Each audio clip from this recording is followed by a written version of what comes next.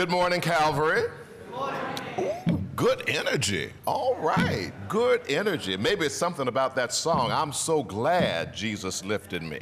So glad, so glad. Well, I'm so glad to be here on this morning. I thank Reverend Peter and Reverend Gail for extending the invitation for me to come and to share with you all again. I met some of you all downstairs a little while ago at one of our forums, and it was just great energy there. So I just look forward to that same energy, if not more, in the next few minutes along the way. So good to be here with you. I am just so that you know from whence I'm coming, I'm the Associate for Leadership Development and Congregational Care for the diocese. So I work at Church House. And all that means is that, one, I'm responsible for those that are discerning a call into the ministry and or into the diaconate, that ensuring that they have all they need in order to make it through that journey towards ordination. For congregational care, I do a lot of vestry retreats. And when I get tired, I do a lot of vestry retreats along the way, but also a lot of strategic planning sessions, strategic ministry reviews, and other initiatives that are being launched here in the diocese. So that's just a little thumbnail sketch of who I am, from whence I have come. But the reason I'm here in this moment in time is to preach. So I'm going to move on into that. Amen. Amen. You know, the phenomenon of online dating has taken the world by storm for some time now. Some have found their Mr. or Ms. Right online and sing its praises for being a God-sent tool that enabled them to connect with the other part of their heart. Some tout the same response, even if they have only been connected to Mr. or Ms. Right now, because something is better than nothing across the board.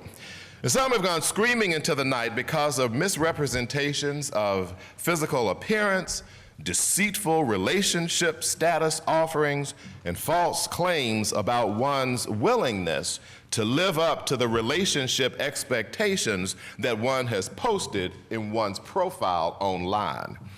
Now, while all three of these train wreck experiences can hurl one into a space of frustration and even rage at times, the third experience of realizing that the one with whom you have connected has no intention whatsoever to reciprocate the type of behavior that she or he demands is probably the most maddening across the board.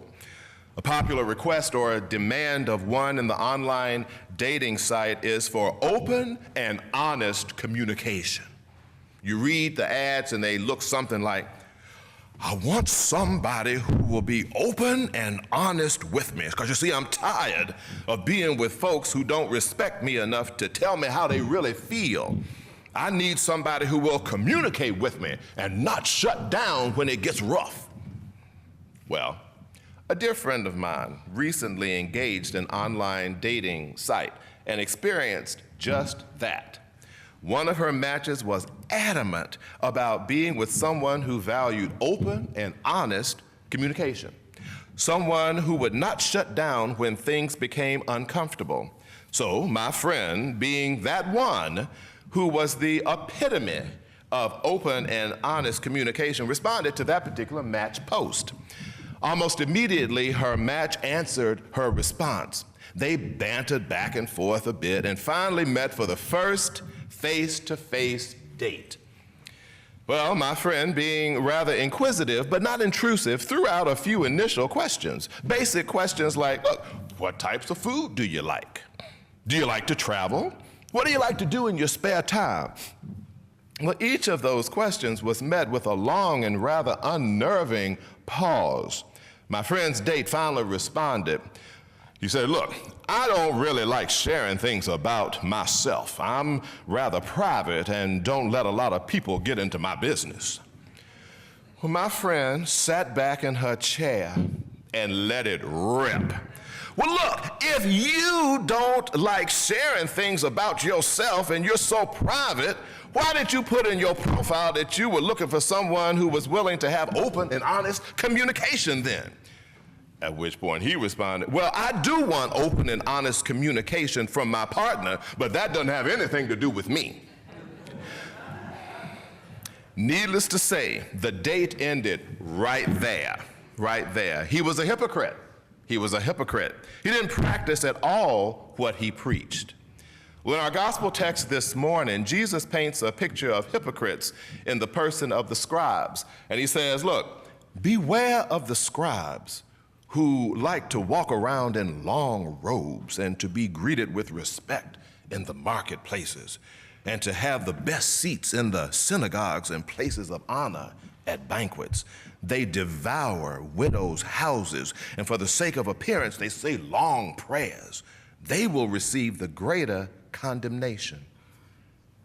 Well, on this morning, however, even after having heard that, I invite you to ponder with me what makes a person say one thing and then do the opposite. Well, I suggest to you that maybe one of the answers to this question lies in an understanding of that which is called delusional behavior.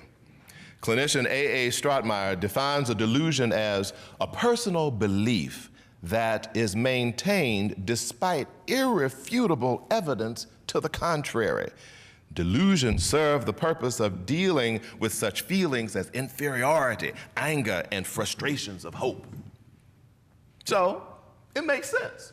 It makes total sense. If you are not happy or content with the manner in which you sense that you stack up to the standards of society, it makes sense that you would hide that self-loathing aspect of yourself. Makes sense. Makes sense. So that at least you talk the talk that others expect you to talk, all the while knowing that you are incapable of walking the walk because of the brokenness that pervades your inner being. Managing the totality of who we are, both our beauty and our brokenness, has been one of the greatest challenges of humanity from antiquity to today. Ironically, managing our beauty and our brokenness has a very interesting way of rearing its anxiety-producing head, especially during the holiday season. And holiday season is right around the corner. It's right over there, right over there, right over there, right over there. It's around the corner. You know, every family member has at least one family member who causes other family members to walk on eggshells, to watch what they say and to be very cautious in their actions, else trigger that family member to explode or to react in ways that ruin the holiday gathering for everybody there. Every family has at least one family member like that. And if you think that your family doesn't, then it's probably you. Amen.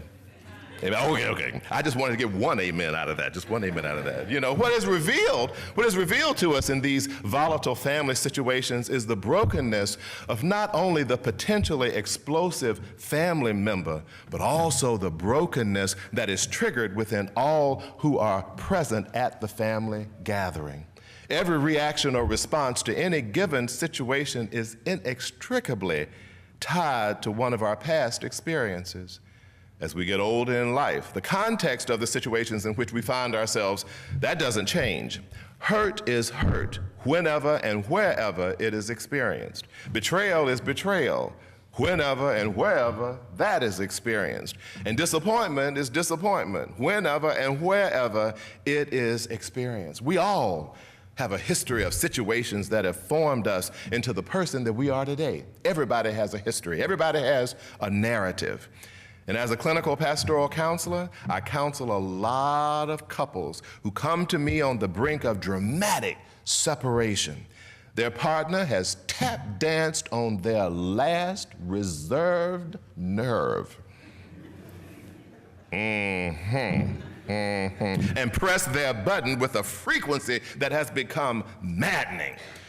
But after I invite them to breathe, baby, just breathe, breathe, breathe, I share with them, look, while your partner may have pressed your button, your partner did not install your button.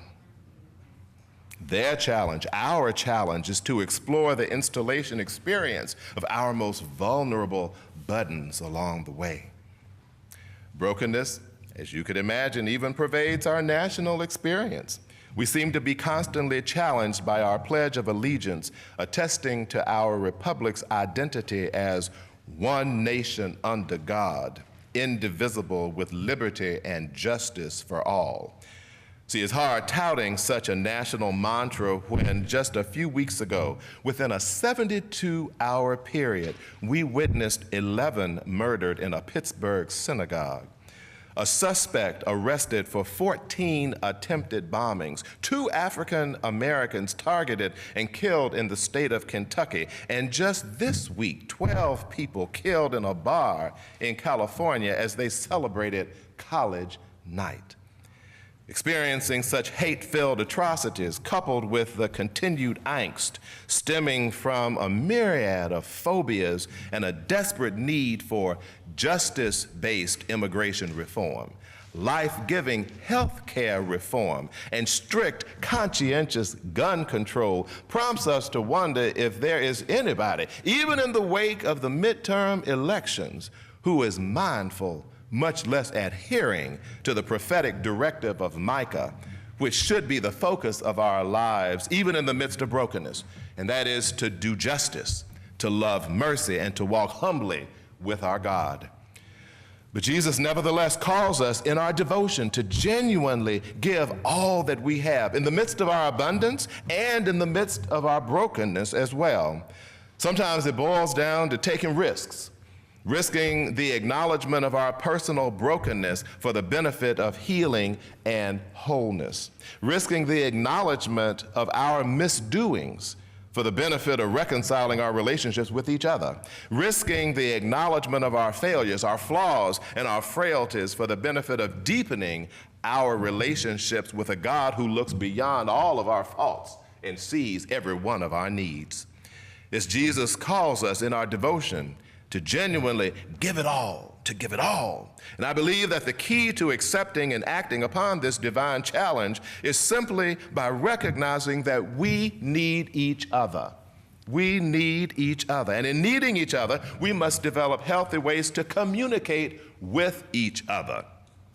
Psychiatrist and psychoanalyst Harry Stack Sullivan developed a theory of personality that suggests highly developed intimacy with another is not the principal business of life, but is perhaps the principal source of satisfactions in life. Inadequate communications interfere with the individual's ability to sustain intimate, emotionally fulfilling relationships. Because it takes a whole lot of energy and spiritual fiber to enter into such a space of intimacy if we are consumed with our own brokenness. It takes a lot of courage to be someone's rock of Gibraltar when we constantly find ourselves on some shaky ground. It takes a lot to be genuinely and authentically present with somebody when you are so genuinely and authentically broken yourself. But it can be done. It can be done as you make the decision to be intentional about developing healthy relationships with each other through healthy communication. Healthy communication that builds one up rather than tear one down. Healthy communication that affirms one's positive character rather than denigrating one because of past mistakes. Healthy communication that is life-giving rather than death-perpetuating. Walking the walk of healthy relationship development is much more challenging than just talking the talk of healthy relationship development. But there is benefit in so doing, and therefore there is hope. There is hope. The psalmist reminds us, the Lord sets the prisoners free. The Lord opens the eyes of the blind. The Lord lifts up those who are bowed down. The Lord loves the righteous. The Lord watches over the strangers and upholds the orphan and the widow. But the way of the wicked he brings to ruin. So, the thoughts of delusion and hypocritical behavior of both my friend's online dating fiasco and the scribes in our gospel text, as held in tension with the genuine devotion of giving, as demonstrated by the poor widow, reveals to us a point of personal decision and hopefully reminds us that we serve a God who not only demands a totally genuine spirit in the midst of abundance, but a God who honors a totally genuine surrender in the midst of brokenness as well. Amen.